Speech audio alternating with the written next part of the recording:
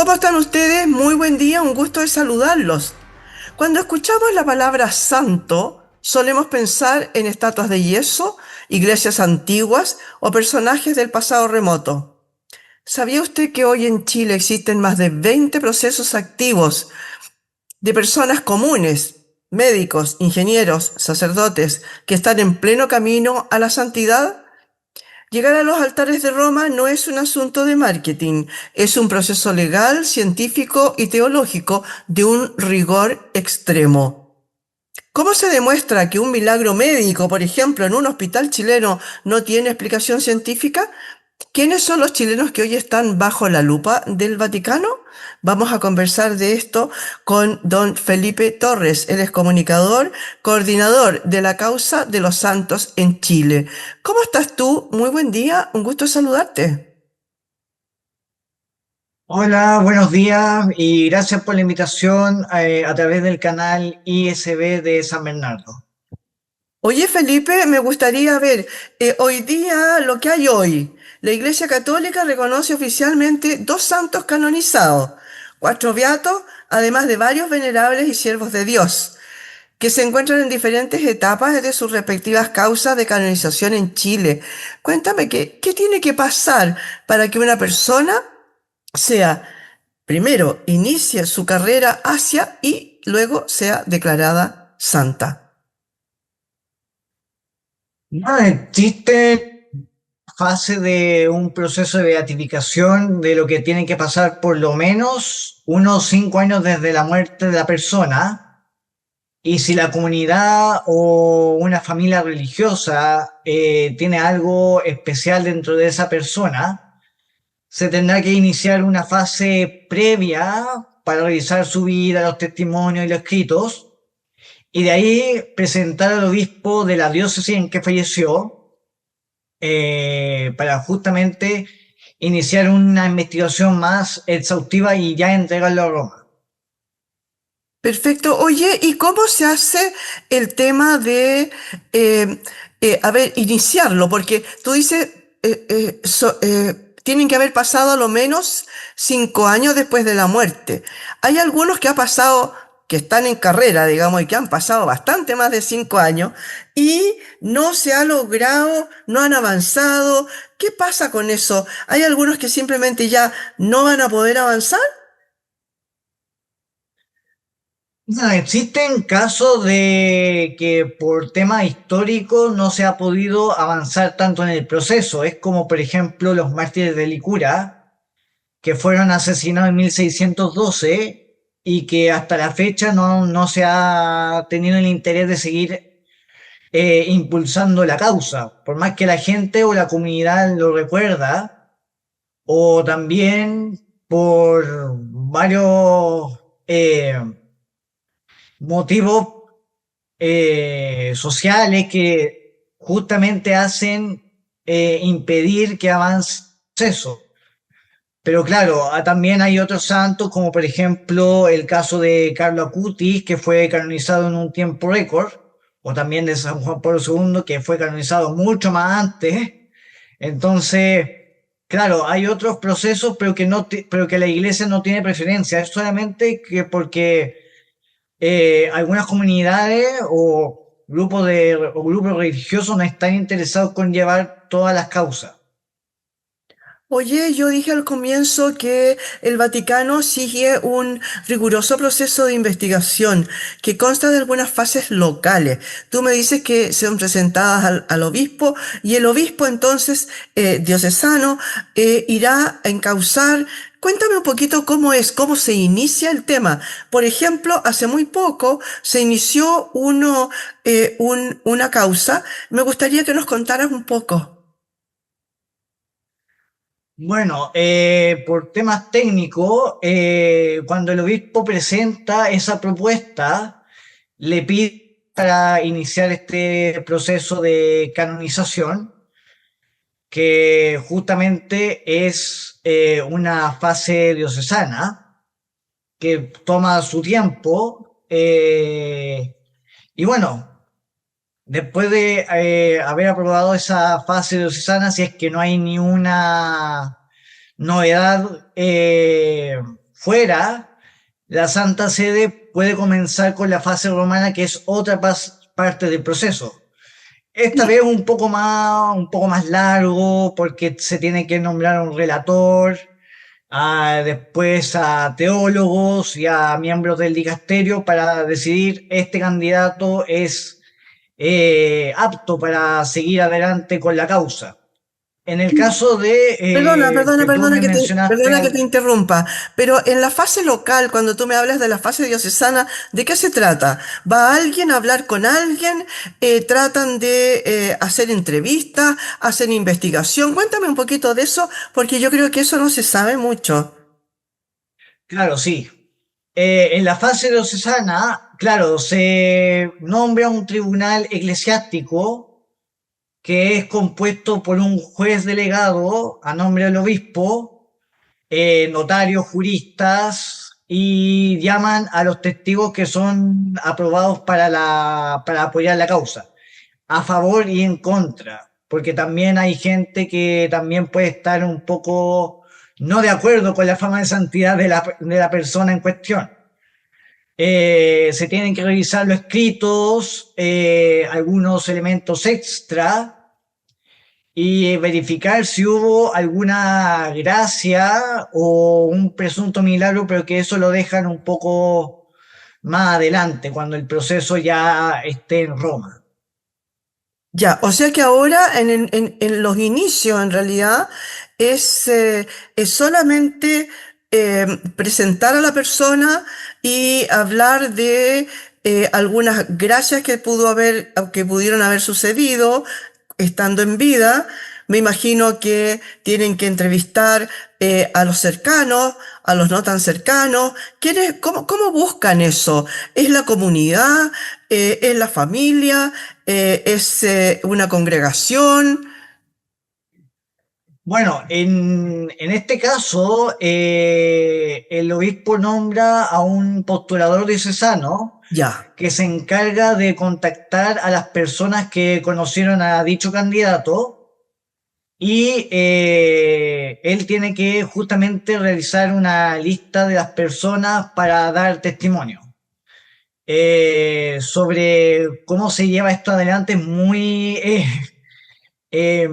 exigente porque se demoran horas, porque se tienen que preguntar entre 50 a 100 preguntas para saber exactamente qué es lo que ha hecho el candidato en cuestión. perfecto. Cuéntame, tú eres muy jovencito y estás a cargo de la coordinación. Cuéntame, ¿quiénes conforman esa comisión? A ver, esta comisión lleva unos 5 años reuniéndonos con algunos encargados de las causas que después se sumaron.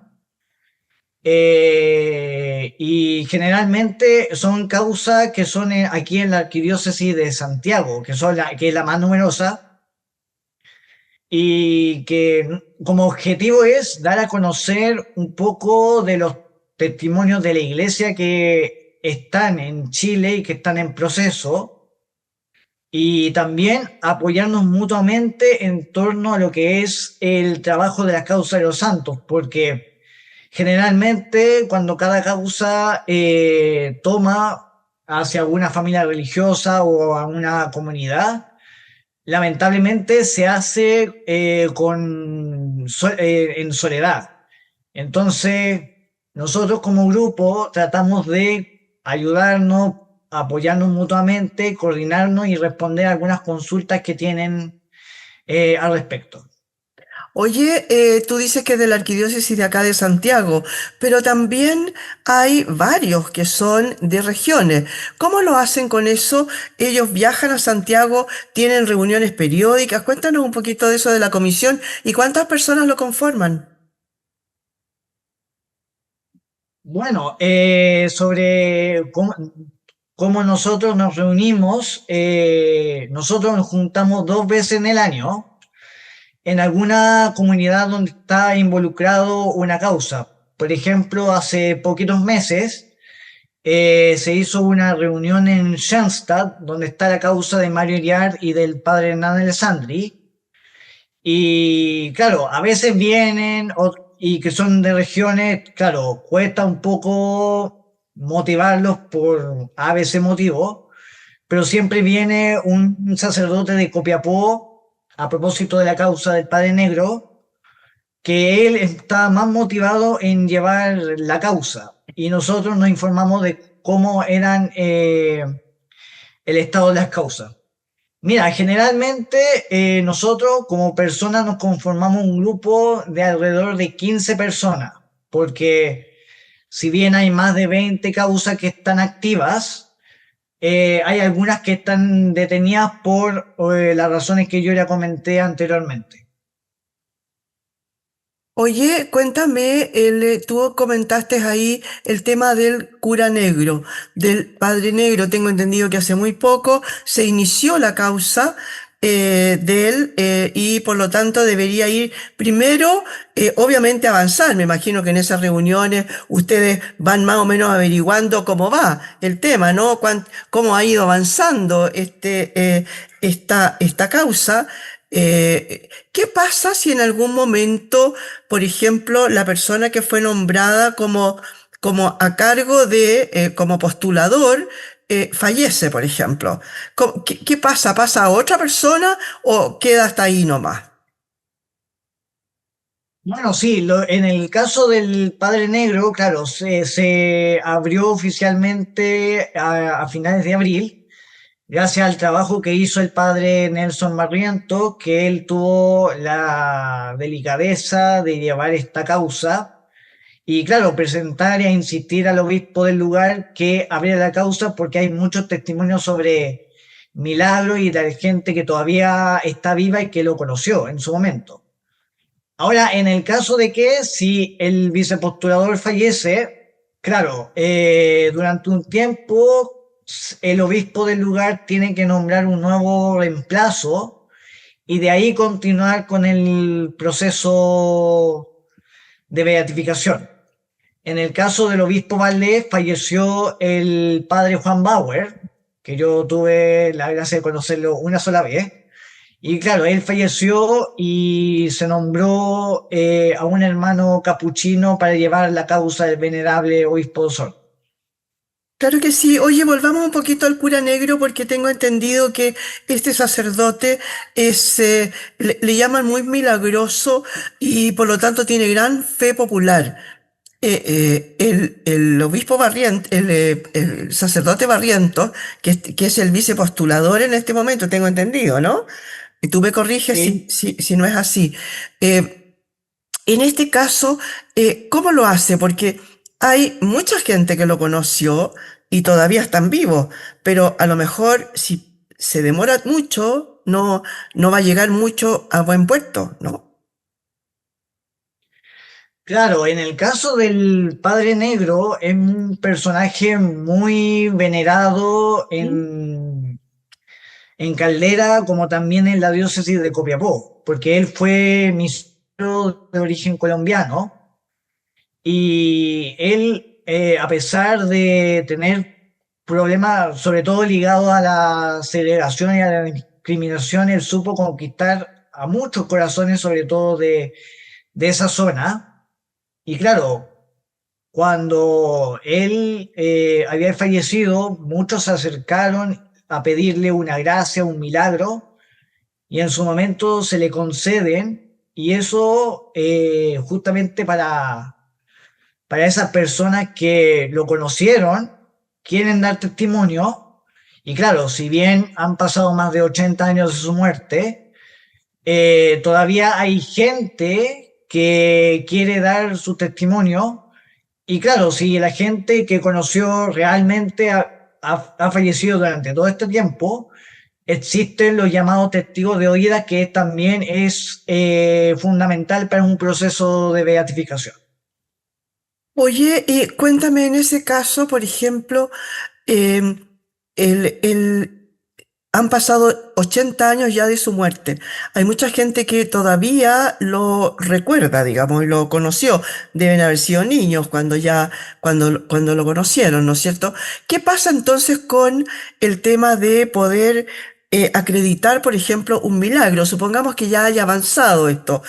Tú has mencionado en varias ocasiones la diferencia entre gracia y milagro. ¿Cuál es la diferencia entre ellos? Ok, una gracia puede ser material y espiritual. Es que tú le pidas a algo, por ejemplo, que te vaya bien en un examen o que se me haya perdido, no sé, un documento y le pides, no sé, por ejemplo, a San Antonio, al Padre Negro, que te ayude a buscar ese objeto perdido y tú lo consideras privadamente como un milagro. Entonces tú anotas justamente la gracia y claro, eso lo corroboran para sostener que sí, la persona en cuestión sí tiene fama de hacer gracias y también de que tiene todavía fama de santidad a pesar del tiempo transcurrido. Pero en el caso del milagro es mucho más complicado porque tiene que ver con el punto de vista científico. Eh, Yo, por ejemplo, me acuerdo del milagro que se hizo aquí en Santiago para la beatificación de don Álvaro el Portillo y tuvieron que esperar un buen tiempo para aprobar que si fue milagro o no y al final, bueno, claro, el Vaticano con un equipo médico de especialistas eh, justamente verificaron que fue un milagro que no tenía explicación científica o que es o que tiene que ver algo superior. Eh, Hay varios casos de milagros, pero claro, se tiene que corroborar cada caso para ver si ese presunto milagro, porque hay que llamarlo así, se pueda llevar a Roma y continuar con el proceso. Oye, y se supone que además para ser declarados santos se necesitan dos milagros distintos, ¿no es cierto? Uno para, ¿o no? ¿Es así? O sea, anteriormente, antes de 1983, la iglesia en ese momento pedía dos milagros para la beatificación y otros dos milagros para la canonización. Ya. Desde 1983 hasta la fecha se pide para ser beatificado un milagro y después de la beatificación, cuando la persona se hizo un milagro después de la ceremonia de beatificación, se compruebe que hubo un segundo milagro para la canonización. En el caso de los mártires, porque también hay otra fase del proceso, en el caso de los mártires no se necesita un milagro para la beatificación, solamente un milagro para la canonización. Perfecto. De hecho, tengo entendido que ahora hay varios mártires que van a ser canonizados, ¿no? O sea, bueno, últimamente, bueno, a propósito de que el Papa está en España en su visita apostólica, Ujú. desde 1987 hasta la fecha se han beatificado a 2000 mártires del siglo XX, que es una cifra muy grande. Y bueno, entre esos mártires está el padre Fariña, que es un sacerdote agustino hispano-chileno, que fue también asesinado en ese contexto. Y bueno, también se están reconociendo de a poco a mártires de la Segunda Guerra Mundial, de la época soviética, y últimamente, y gracias, bueno, también al Papa Francisco, también se están reconociendo mártires de Centroamérica, como por ejemplo el caso de Monseñor Romero, que ya es santo, y se están abriendo nuevas causas de mártires del siglo XXI en estos momentos. Perfecto. Oye, ¿cuáles serían los pasos a seguir? Primero se presenta, pasa a ser un venerable primero y luego ¿cuáles son estos como escalones hasta llegar a santidad? Bueno, cuando llegue todo el material desde la diócesis de origen hasta Roma, tendrán que esperar un buen tiempo para poder revisar justamente si es que todo el material está completo, si hay alguno que está como que falta. se pide hacer un proceso extra, un proceso bastante ampliatorio. Y bueno, después de varios años, después de consultar con el relator y los encargados del dicasterio, justamente si ven que las virtudes del candidato son heroicas cristianamente, sí se puede declarar venerable a cierta persona. Si se presenta un milagro a su debido tiempo, pero un poco antes del proceso de venerabilidad, si se estudia en tiempo corto, desde los médicos hasta los miembros del dicasterio, se puede declarar beato y se puede ser beatificado en el país de origen. Y si en el caso, y bueno, en el caso de la canonización es el proceso similar. Cuéntame otra cosa. En este momento, Fray Andresito, tú lo mencionaste en algún momento, tiene una fe muy arraigada en el corazón de Santiago. Lo sigue mucha gente, dicen que es muy milagroso. Cuéntame, nosotros hemos conversado en ocasiones con el padre Robeño, quien lleva la causa el vicepostulador, ¿no es cierto? Pero tú dirías que es como dentro de las varias causas activas, podría ser una de las más cercanas a, a avanzar. Mira, yo pienso que sí, porque Fray Andresito, yo algunas veces he estado en la Recoleta Franciscana los días 14 y siempre esos días están llenos de gente para pedirle un milagro, una gracia, o venir a agradecer, o también dar algo para sostener no solamente la causa, sino que el comedor.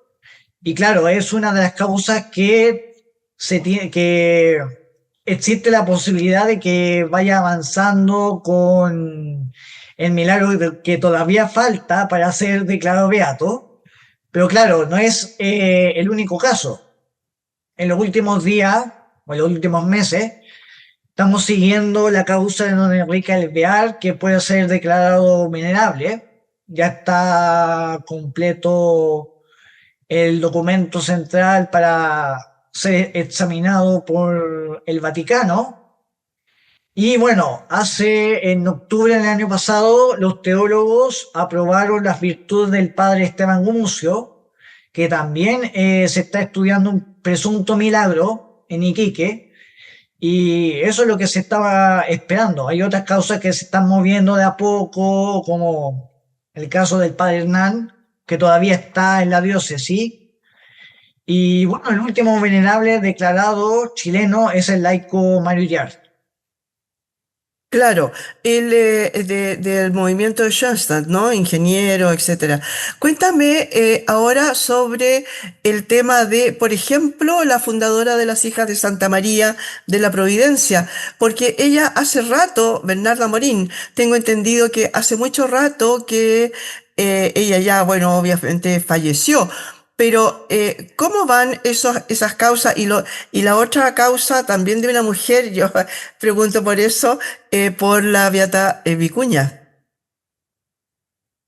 Ok, bueno, en el caso de la madre Bernarda Morín, claro, la causa se abrió principalmente a inicios de los 50, pero por temas de la congregación, debido a que es una congregación separada de la original, tuvo que posponer el proceso hasta los años 90.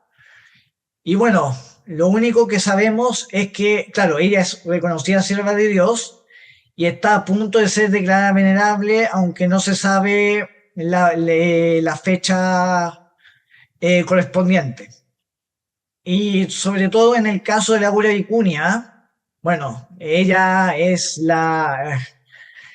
nació en Chile, pero vivió en Argentina y murió en Argentina. Eh, Ella fue beatificada en 1988 y todavía falta el milagro para su canonización. Se está estudiando algunos aquí en Chile y otros en Argentina, y eso es lo que se está esperando. Eh, yo no tengo tanta información y lo que sí sé es que, claro, el que está como más avanzado, como ya te dije anteriormente, es lo de Don Enrique y Fray Andresito. Perfecto. Muchas gracias por habernos estado hoy día acompañando, porque es un tema que en realidad uno no piensa que en cómo se desarrolla, en cómo existe, ¿no es cierto? Una cosa que no te pregunté, en esta comisión que son, como dices tú, como 15 personas, más o menos, ¿participan laicos y participan sacerdotes?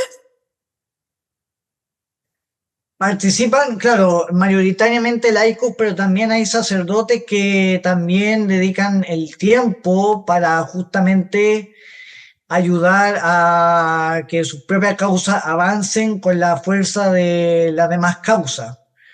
Eso es lo que nosotros estamos haciendo. Y de hecho, bueno, para la gente, iglesia.cl ha hecho un especial web sobre justamente sobre la causa de los santos, que es iglesia.cl/santidad, que ustedes pueden ver la información de cómo son los siervos de Dios, los venerables, beatos y santos. Y si alguno conoce algún milagro, que lo den a conocer a la causa correspondiente, cuyos datos de contacto están puestos ahí. Oye, muchas gracias, Felipe. Yo creo que es súper bueno eso que acabas de decir, de que podemos, cualquiera puede conocer dentro de esa página, ¿no? Los procesos que se están llevando a cabo en este momento.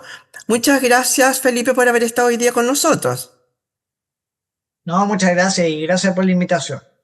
Oye, chicos, los dejo porque se nos termina el tiempo. Conversamos con Felipe Torres sobre la comisión que trabaja por la causa de los santos. Esta comisión trabaja activamente porque hay comunidades vivas que aseguran haber recibido favores de personas que fallecieron con fama de santidad. Muchas gracias por estar hoy día en este punto de encuentro.